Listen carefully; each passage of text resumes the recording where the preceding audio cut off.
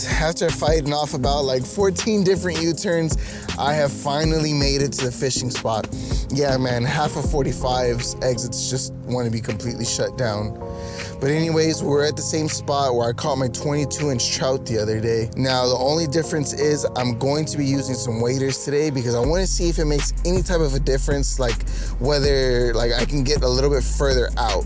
So I'm gonna try that. And also, I'm gonna be using some live bait because my friends at Plusino have sent us a cast net. We'll talk more on them later, but without any further ado, let's start making our way down there.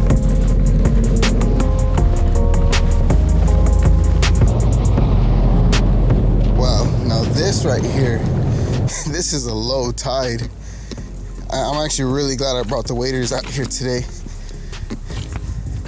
This is like the lowest I think I've ever seen it, ever.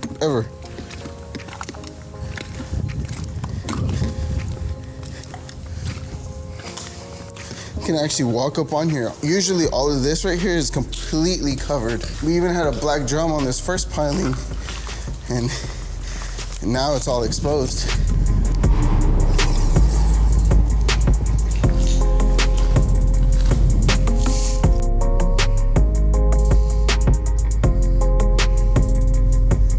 Start this day off with the voodoo shrimp, boys. Well, right now it's low. Like, see all of this right here.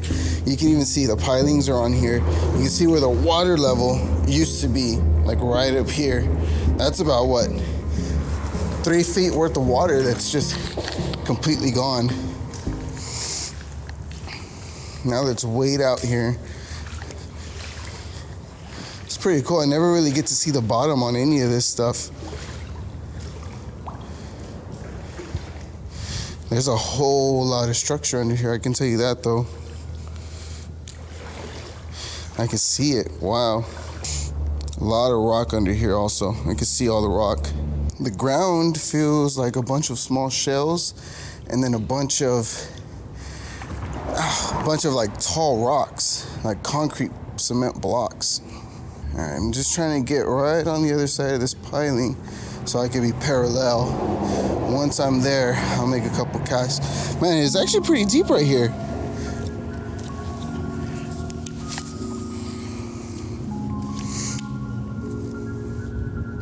And look at this, now I get just to be parallel with the second and third piling. You can see why so many lures get stuck out here now. I didn't think it was this deep.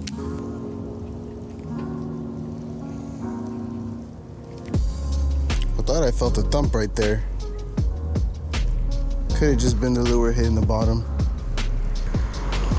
It's very different. It's very different from when you're wading and fishing on the bank from here. But what I'll do is I'll make a couple of fan casts. So right now, I've casted here, so now I'm just gonna work this center area. You never know, sometimes you can go over an area like 3 or 4 times in the same spot and not get anything until like the 5th bite or the 5th cast. Man, it is really cold out here. My hands haven't even touched the water yet and I can already feel them like stiffening up a little bit. So far haven't gotten a bite on this side. You know what? I'm seeing a lot of fish actually shallow. Oh, look at that. Somebody's lure is in here. Honestly, it might even be mine. Let's pick the sleeves up and grab it. Look at that. No, that's not mine. And whoever rigged this, looks like they rigged it up upside down. This is kind of what I'm fearing. See, there's like holes that are in here. Those holes for fishermen can be pretty dangerous. So we fished this area for about 30 minutes with the voodoo shrimp, but let's switch up to a down south lure, see if we get any bites on that one. And we'll try the down south lure for about 30 minutes. If it doesn't get us any bites, then we'll switch up, use the Plusino cast net and get some live bait.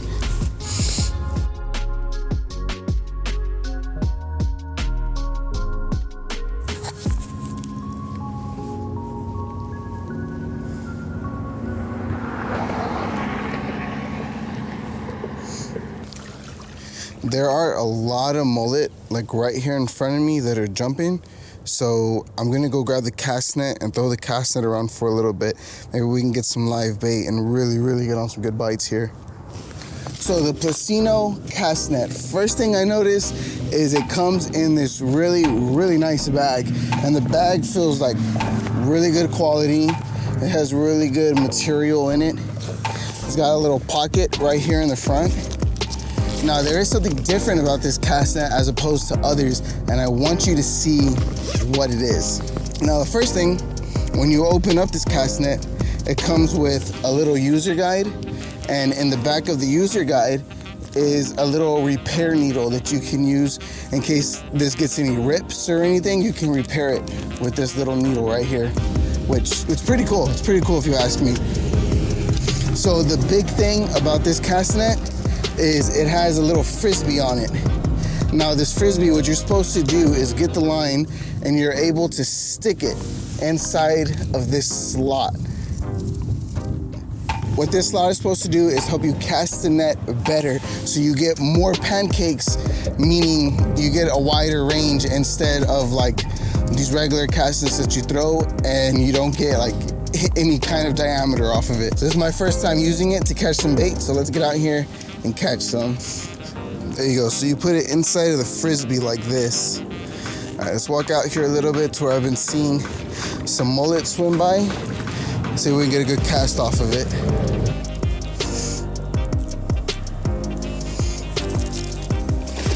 Oh wow, that was super easy to cast.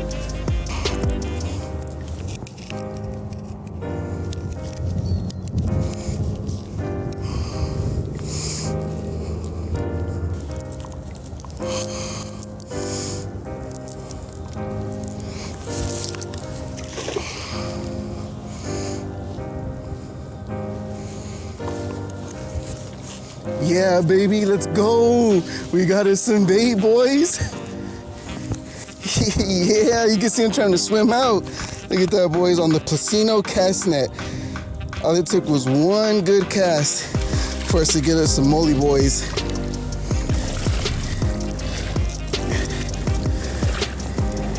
The Placino cast net.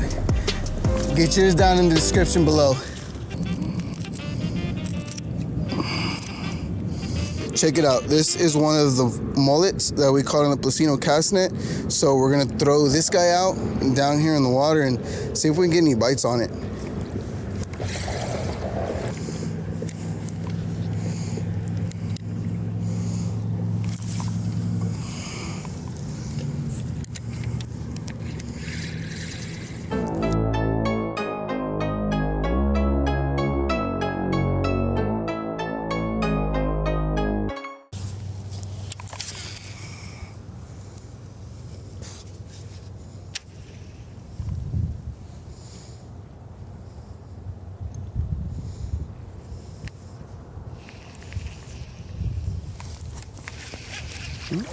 There we go.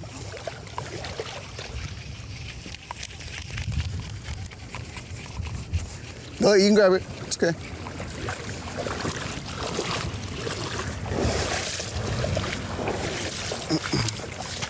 Thank you.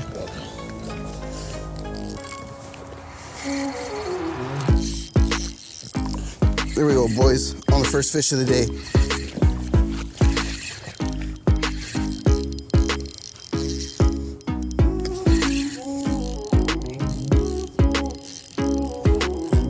Yeah, can you? Please? That's a good fish too. It's gotta be a redfish the way he's fighting.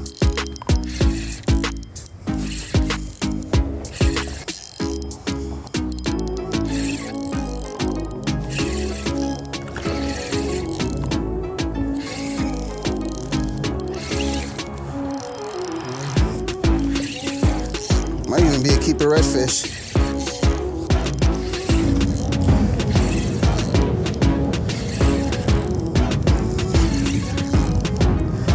After about 3 hours worth of being here, we finally got a bite on the cut mullet too. There we go. Keep a redfish. Keep it redfish. There we go.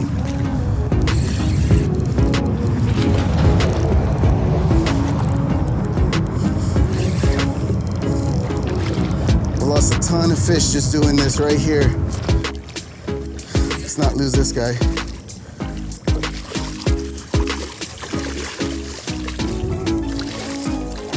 There we go. Good slot redfish. They're in here. All right, boys, we've been here for about 3 hours and we got us the first slot redfish of the day. I was just contemplating on moving too, and I'm really glad I didn't. Placino, thank you for the cast net. It got us this fish. Let's measure him up, see how long he is, and put him on the stringer so we can take him home later today. 25-inch redfish. He is coming home for dinner. I am about to cook up this redfish in a way that you have never seen it. And all I need are 2 ingredients. Redfish, and well, you'll see right now. That's right, boys. Some noodlers. This is my favorite brand right here too. The Nissin, I don't know how to say it, but this is like one of the best brands of noodles that I actually like. This is like the most simplest, easiest, fastest way that I can think about cooking up fish. And all I'm gonna do is cut the fish up, put it in here with all the sauce packets, and put it in the microwave, man. Eat it. I've done this already once with a largemouth bass that I caught, and it was actually pretty good. And I mean, like it says right here, ready in 3 minutes. 3 minutos. All right, let's start cooking it.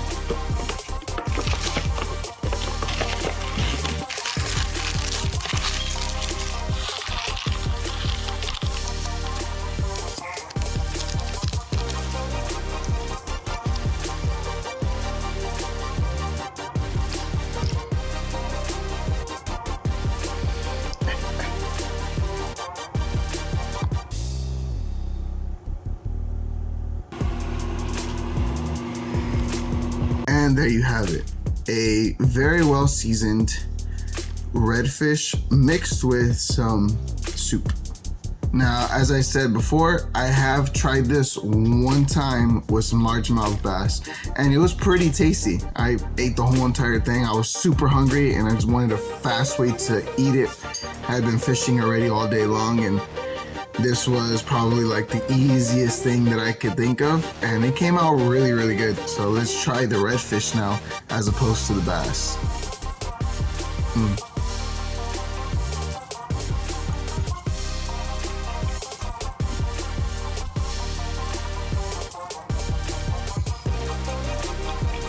The redfish mixed in the soup is actually really, really good. And the only thing that I wish I would have done different is get a chicken, I mean not a chicken, but a shrimp soup instead of a chicken. But unfortunately, this is all I had in the pantry right at the moment.